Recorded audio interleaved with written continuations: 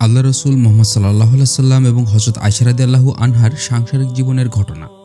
ছোট্ট একটা ঘর, দৈর্ঘ্যে এবং প্রস্থে বড়জোর ৮ হাত, চারপাশের দেওয়াল মাটির তৈরি, উচ্চতাও প্রস্থের সমান, ৭ অথবা ৮ হাতের বেশি হবে না। যে কেউ দাঁড়ালে ঘরের ছাদ ছুঁতে পারবে। ছাদের ছাউনি খেজুর পাতা এবং খেজুর ডালের তৈরি। বৃষ্টির পানি থেকে বাঁচার জন্য ছাউনির উপর কম্বল জাতীয় কাপড় বিছানো হয়েছে। ঘরে এক কপাটের কাঠের তৈরি দরজাটি কখনো বন্ধ করা হতো না, পর্দা লাগানো থাকতো। প্রয়োজন হলে পর্দা নামিয়ে দেওয়া হতো। এই ঘরটি রাসূলের প্রিয়তমা উম্মুল মুমিনিন আয়েশা বিনতে আবু বকর রাদিয়াল্লাহু আনহার বাসর ঘর। এই ঘরে শুরু হলো আয়েশার সাংসারিক জীবন। নতুন এক জীবনের হালখাতা খোলা হলো এই ঘরে পা রাখার মাধ্যমে। পরবর্তী সময়ে এই ঘরই হয়ে উঠেছিল উম্মতে মুহাম্মাদির জ্ঞান সাধনার বাতিঘর। এই ঘর থেকেই আয়েশা রাদিয়াল্লাহু আনহা লাভ করেছিলেন ইসলামের উজ্জ্বল আলো, যা প্রজন্মের পর প্রজন্ম আলোকিত করে রেখেছে মুসলিম উম্মার বৈষয়িক জীবনাচার। মসজিদে নববীর উত্তর পূর্ব দিকে ছিল এই ঘরটি। মসজিদের পূর্ব পাশের দেওয়াল সংলগ্ন ছিল ঘরের দরজা। এই দরজা দিয়েই রাসূল সাল্লাল্লাহু আলাইহি সাল্লাম ঘর থেকে মসজিদে প্রবেশ করতেন। অনেক সময় রাসূল সাল্লাল্লাহু আলাইহি সাল্লাম যখন মসজিদে অবস্থান করতেন, তখন মসজিদ থেকেই মাথা বাড়িয়ে দিতেন আয়েশার ঘরের দরজা দিয়ে। আয়েশা রাদিয়াল্লাহু আনহা রাসূল সাল্লাল্লাহু আলাইহি সাল্লামের মাথার চুল আঁচড়ে দিতেন এবং তেল লাগিয়ে দিতেন। ঘরের আয়তন এতটাই ছোট ছিল যে মাঝে মধ্যে রাসূল সাল্লাল্লাহু আলাইহি সাল্লাম যখন ঘরে নামাজ পড়তেন, তখন আয়েশা রাদিয়াল্লাহু আনহা শুয়ে থাকতেন। তখন সেজদা দিতে গেলে রাসূলের হাত লেগে যেত আয়েশার পায়ে। আয়েশা রাদিয়াল্লাহু আনহা পা গুটিয়ে নিলে রাসূল সাল্লাল্লাহু আলাইহি সাল্লাম সুইস্তির মতো সেজদা দিতে পারতেন। ঘরের আসবাব বলতে ছিল ঘুমানোর জন্য একটা নিচু চৌকি, একটা চাটাইয়ের তৈরি বিছানা, খেজুরের পাতা কেটে বিশেষ প্রক্রিয়ায় বানানো একটা বালিশ, খেজুর এবং জব রাখার জন্য দুটো পাত্র, পানি রাখার পাত্র এবং একটা পানি খাওয়ার পেয়ালা, আর বাতি জ্বালানোর জন্য একটা বাতিদান। তেল দিয়ে বাতি জ্বালানোর প্রচলন ছিল তখন, কিন্তু প্রায়ই এমন হতো মাস চলে যেত কিন্তু বাতি জ্বালানোর জন্য তেলের ব্যবস্থা হতো না ঘরে। চাঁদের আলোতেই কেটে যেত ভরা পূর্ণিমা কিংবা আধার অমাবস্যা। বস্তুত রান্নার জন্যই তেলের ব্যবস্থা থাকতো না যাদের ঘরে, তারা বাতি জ্বালানোর তেল পাবেন কোথা থেকে? এই ছিল রাসূলের প্রিয়তমার ঘরের আসবাব এবং চালচিত্র।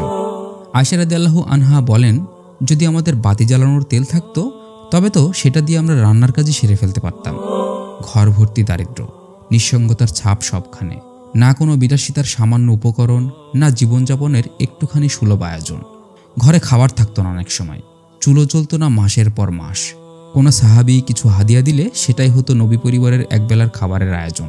হাদিয়া যা আসতো তাও সামান্য, 2-4টে খেজুর কিংবা 1 পেয়ালা দুধ অথবা 2-4টে রুটি। এ দিয়েই ক্ষুধা নিবারণ হতো পৃথিবীর সর্বশ্রেষ্ঠ মহামানব এবং তার পরিবারের।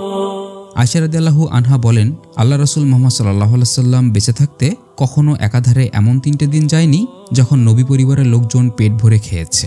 কিন্তু তবুও ভালোবাসার কমতি ছিল না আয়েশার এই ছোট্ট জীর্ণ কুঠিরে। সামান্য খাবারই যখন দুজন একসঙ্গে বসে খেতেন, তখন মনে হতো পৃথিবীর সবচেয়ে সুখী দুজন মানুষ খেতে বসেছেন।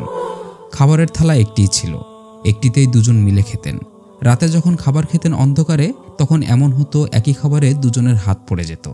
কখনো মাংস জাতীয় খাবার খেলে আয়েশার চিবানো হাড়গুলো রাসূল সাল্লাল্লাহু আলাইহি সাল্লাম আবার চিবিয়ে খেতেন। পানি খাওয়ার পেয়ালায় আয়েশা রাদিয়াল্লাহু আনহা যেখানে মুখ লাগিয়ে পান করতেন, রাসূলও দেখে দেখে সেই স্থানে মুখ লাগিয়ে পান করতেন। এর নামই দাম্পত্য ভালোবাসা। খাবার সামান্য হলেও রাসূল কখনো কখনো 2-1জন মেহমান ডেকে আনতেন। একবার রাসূল সাল্লাল্লাহু আলাইহি সাল্লাম এবং আয়েশা রাদিয়াল্লাহু আনহা খেতে বসেন। এমন সময় বাইরে ওমর ইবনে খাত্তাবের সাড়া পাওয়া গেল। রাসূল ওমরকে দস্তরখানে শরীক হতে ডাক দিলেন। খাবার সামান্য ছিল, কিন্তু রাসূলের বরকতময় খাবারের লোভ সামলাবেন কি করে ওমর? তিনিও দুজনের সঙ্গে বসে পড়লেন। তখনও পর্দার বিধান অবতীর্ণ হয়নি। ঘরে বাতি ছিল না। খাওয়ার সময় এমন হলো, থালার মধ্যে একজনের হাত অন্যজনের হাতে লেগে যেতে লাগলো। এই নিয়ে তারা 3জন হাসাহাসি করতে লাগলেন। ঘরে একটু বেশি খাবার দাবার থাকলে মাঝে মধ্যে রাসূল সাল্লাল্লাহু আলাইহি সাল্লাম আহসাবে সুফফার শিক্ষার্থীদেরকে ডেকে নিয়ে আসতেন।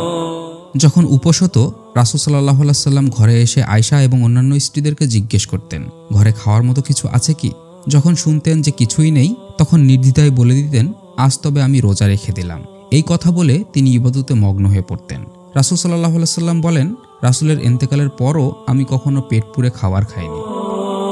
মদিনায় আসার পরবর্তী কয়েকটা বছর অভাব অনটন ছিল রাসূল পরিবারে।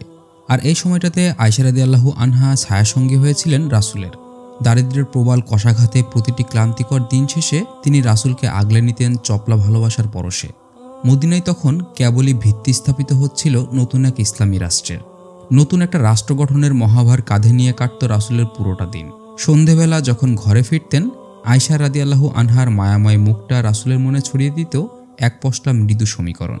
রাসূল সাল্লাল্লাহু আলাইহি সাল্লাম আবার যেন উজ্জীবিত হতেন নতুন এক অনুপ্রেরণা নিয়ে। এ কারণে তিনি আয়েশার অবদানকে অন্য সব স্ত্রীর তুলনায় এগিয়ে রাখতেন সবসময়। একবারের ঘটনা, রাসূলের সঙ্গে আয়েশার বিয়ে হওয়ার কিছুদিন পরের কথা। আয়েশা এবং রাসূল সাল্লাল্লাহু আলাইহি সাল্লামের পেটে সারাদিন কিছুই পড়েনি। এমন সময় এক পারসিক প্রতিবেশী রাসূল সাল্লাল্লাহু আলাইহি সাল্লামকে তার বাড়িতে নিমন্ত্রণ করতে এলেন, শুধু রাসূলকে একা। রাসূল প্রতিবেশীকে বললেন, না, আমার সঙ্গে আয়েশাও যাবে। পারসিক তখন বাড়িতে চলে গেল। একটু পর এসে বলল, শুধু আপনাকে নিমন্ত্রণ। রাসূল আবার একই কথা বললেন। আয়েশাকে বাড়িতে অভুক্ত রেখে তিনি খেতে পারবেন না। লোকটি আবার বাড়ি চলে গেল। হয়তো তার বাড়িতেও আহারের ব্যবস্থা সামান্য ছিল, যা দিয়ে কেবল রাসূলকে আপ্যায়ন করা যায়। এ কারণে তিনি বারবার বাড়িতে গিয়ে গৃহিণীর কাছে জিজ্ঞেস করছিল দুজনের জন্য আয়োজন করা যাবে কিনা। অবশেষে তৃতীয়বারও যখন রাসূল আয়েশাকে ছাড়া নিমন্ত্রণ রক্ষা করতে অস্বীকৃতি জানালেন, তখন লোকটি বলল, আচ্ছা চলুন। রাসূল জিজ্ঞেস করলেন, আয়েশাকেও নিমন্ত্রণ করছো তো? লোকটি তখন হেসে জবাব দিল, জি হ্যাঁ। অতঃপর রাসূল এবং আয়েশা দুজনেই পারসিক প্রতিবেশীর বাড়িতে নিমন্ত্রণ খেতে গেলেন। আয়েশা রাদিয়াল্লাহু আনহা বউ হিসেবে রাসূলের ঘরে আসার কিছুদিন পরের ঘটনা। আয়েশা রাদিয়াল্লাহু আনহার কিশোরী মনে নানা প্রশ্নের উদয় হয়, নানা অকারণ কৌতূহল দোলা দিয়ে যায় ক্ষণে ক্ষণে। আল্লাহ রাসূল কি সত্যিই তাকে ভালোবাসেন? কতটুকু ভালোবাসেন? অন্য স্ত্রীদের চেয়ে কম নাকি বেশি?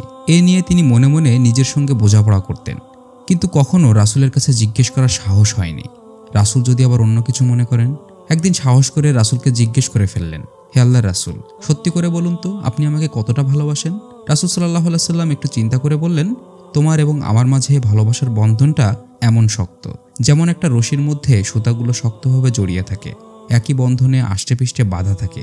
রাসূল সাল্লাল্লাহু আলাইহি সাল্লামের জবাব শুনে আয়েশা রাদিয়াল্লাহু আনহা খুশি হলেন। এরপর থেকে তিনি প্রায়ই রাসূলকে জিজ্ঞেস করতেন, হে আল্লাহর রাসূল, আপনার ভালোবাসার বন্ধনের কি অবস্থা? আগের মতোই আছে নাকি ঢিল হয়ে গেছে? রাসূল আয়েশার দুষ্টুমির জবাবে বলতেন, ভালোবাসার সে বন্ধন আগের মতোই দৃঢ় আছে, বাঁধনে কোনো দুর্বলতা বা পরিবর্তন আসেনি। কি কারণে যেন আয়েশা রাদিয়াল্লাহু আনহা একবার খুবই রেগে গেছেন। রাগের কারণটা জানা না গেলেও তার গলার আওয়াজ শোনা যাচ্ছিল ঘরের বাইরে থেকে। ঘরে রাসূল আছেন, রাসূলের সঙ্গেই কি একটা বিষয় নিয়ে যেন রাগারাগি হচ্ছে। আল্লাহ রাসূল আয়েশাকে দু একটা কথা বলছেন বটে, তাতে আয়েশার রাগ কমছে না। তিনি রাগান্বিত অবস্থায় জোরে জোরে কথা বলছিলেন। আয়েশার পিতা আবু বকর রাদিয়াল্লাহু আনহু এমন সময় ঘরের পাশ দিয়ে যাচ্ছিলেন। রাসূলের সামনে মেয়ের এমন উঁচু গলার কথা শুনে তিনি থমকে দাঁড়ালেন। রাসূলের সেই ছোট্টবেলার বন্ধু তিনি। তার সকল সুখে দুঃখে তিনি ছায়ার মতো সঙ্গে থাকেন। সকল কাজের সিদ্ধান্ত এক বাক্যে মাথা পেতে নেন। আজ পর্যন্ত তিনি রাসূলের সামনে উঁচু গলায় কথা বলা তো দূরের কথা, তার কোনো কথার দ্বিমত পর্যন্তও করেননি। আর তার এইটুকুন মেয়ে আয়েশা কিনা রাসূলের সামনে রাগ দেখিয়ে কথা বলছে। দারুণ রাগান্বিত হলেন তিনি। আবু বকর রাগে ফুঁসে উঠে রাসূলের ঘরের সামনে গিয়ে আয়েশাকে ধমক দিয়ে বললেন, এ আমি কি শুনছি উম্মে রুম্মানের বেটি, তুমি আল্লাহ রাসূলের সঙ্গে উঁচু গলায় কথা বলছো? এ কথা বলেই তিনি ঘরের মধ্যে ঢুকে গেলেন। আয়েশাকে শাসন করার জন্য হাত উঠিয়ে তার দিকে তেড়ে গেলেন। আল্লাহ রাসূল সাল্লাল্লাহু আলাইহি সাল্লাম জলদি আয়েশাকে নিজের পিছনে নিয়ে গেলেন। আবু বকর রাদিয়াল্লাহু তাআলা আনহু দুই একবার আয়েশাকে থাপ্পড় মারার চেষ্টা করলেন বটে, কিন্তু রাসূল তাকে আড়াল করে রেখেছেন বলে তার চেষ্টা সফল হলো না। রাসূল সাল্লাল্লাহু আলাইহি সাল্লাম আয়েশাকে পেছনে রেখেই আবু বকরকে নিবৃত্ত করলেন। আয়েশার হয়ে নিজেই তার পক্ষে সাফাই গিয়ে আবু বকরকে শান্ত করার চেষ্টা করলেন। মেয়েকে শাসন করা থেকে বিরত রাখলেন। রাসূলের সামনে শাসন করতে না পেরে মেয়েকে কয়েকটি ধমক দিয়ে বাইরে বেরিয়ে গেলেন আবু বকর। আবু বকর বের হয়ে যেতেই রাসূল সাল্লাল্লাহু আলাইহি সাল্লাম পিতার শাসনের ভয়ে ভীত আয়েশাকে সামনে নিয়ে এলেন। তার চোখের দিকে তাকিয়ে বললেন, দেখলে কিভাবে তোমার আব্বার হাত থেকে তোমাকে রক্ষা করলাম, নয়তো আজকে মার খেয়ে তুমি হয়তো মাটিতে শুয়ে পড়তে। আয়েশা রাদিয়াল্লাহু আনহা লজ্জারাঙা হাসি নিয়ে রাসূলের শুকরিয়া আদায় করলেন। এরপর দুজনেই একসঙ্গে হেসে উঠলেন। আবু বকর বাইরেই ছিলেন সম্ভবত। তাদের হাসির শব্দ শুনে আবার তিনি ঘরের দরজায় এসে ভিতরের প্রবেশের অনুমতি প্রার্থনা করলেন। অনুমতি পেয়ে ঘরের ভিতরে ঢুকে দুজনকে হাসতে দেখে অভিযোগের সুরে বললেন, হে আল্লাহর রাসূল, কেবলই ঝগড়া, আবার দেখছি এখনই হাসি। আপনাদের হাসির মাঝে আমাকেও সঙ্গী করুন, যেভাবে প্রতিটি যুদ্ধে আপনি আমাকে সঙ্গী করেন। আয়েশা রাদিয়াল্লাহু আনহা বয়সে তো রাসূলের থেকে অনেক ছোট। দুজনের মধ্যে বয়সের তফাৎটাও ছিল অনেক বেশি, কিন্তু রাসূল এমনভাবে আয়েশার সামনে নিজেকে উপস্থাপন করতেন যেন তিনি আয়েশার সমবয়সী খেলার সাথী ছাড়া আর কেউ নন। আয়েশার প্রতি এই যে তার নির্ভরতা, নিজেকে আয়েশার মনের মতো করে উপস্থাপন, এর মধ্যে শিক্ষণীয় যে দীক্ষা উম্মতের জন্য রেখে গেছেন তা কজনই বা অনুধাবন করতে পারেন। সমগ্র বিশ্বের শ্রেষ্ঠ রাসূল হয়েও তিনি যখন আয়েশার কাছে আসতেন তখন স্রেফ আয়েশার একজন বন্ধু হিসেবে উপস্থাপন করতেন। না প্রবল ব্যক্তিত্বের বাহাদুরির প্রকাশ, না মুরব্বীর মতো সার্বক্ষণিক মাথার উপর ছড়ি ঘোরানো। তিনি বরং নিজেকে আয়েশার ভালোবাসার সামনে সমর্পণ করে দিতেন নির্দ্বিধায়। এই সমর্পণের একটি চিত্র পাওয়া যাবে স্বয়ং আয়েশা রাদিয়াল্লাহু আনহার বর্ণনায়। আয়েশা রাদিয়াল্লাহু আনহা বলেন, এক শীতের রাতে রাসূল সাল্লাল্লাহু আলাইহি সাল্লাম আমার ঘরে এলেন। ঘরে এসে ইবাদতের জন্য নির্ধারিত স্থানে গিয়ে আমলে মগ্ন হলেন। দীর্ঘক্ষণ তিনি ইবাদতরত রইলেন। এরপর ঠান্ডা লাগাই আমার কাছে চলে আসেন। আমি তখন ঋতুমতী। তিনি আমার পাশে শুয়ে আমাকে বললেন, কাছে এসো। আমি বললাম, আমি তো ঋতুবর্তী।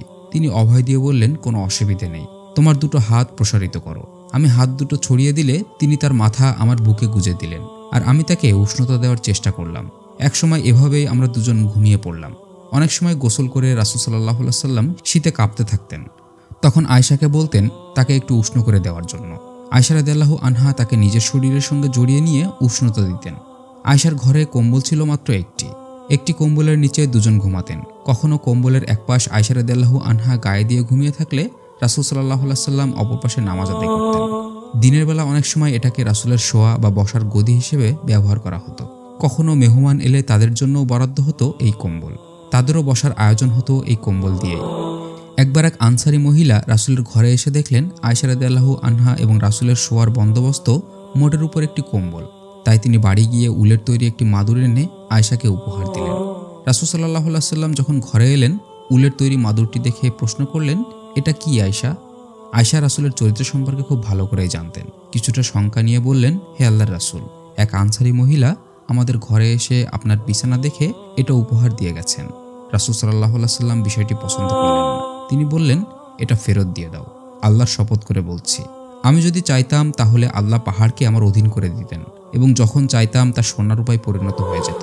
এভাবে রাসূল সাল্লাল্লাহু আলাইহি সাল্লাম অল্পে তুষ্টির পবিত্রতায় গড়ে তুলেছিলেন আয়েশাকে।